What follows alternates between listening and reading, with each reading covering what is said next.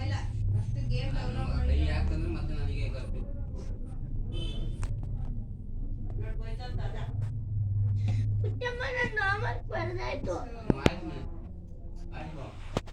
ಊಟ ಕೊಡಿಬೇಕು ಆಯ್ತಾ ಎತ್ತಿ ಪಾಪ ಬಳೆ ಬಿಡು ನೀನು ಸುಮ್ಮನೆ ಒಳಗೆ ಕೋತ್ಕೋತ ಮಾಡ್ಕೊಂಡೆ ನಾವೆಲ್ಲ ಹೋಗಿಲ್ಲ ನಾನು ಅಂತ ಅವ್ರಿಗೆ ಓನ ಮನೆ ಇದಮ್ಮ ಏನಂದು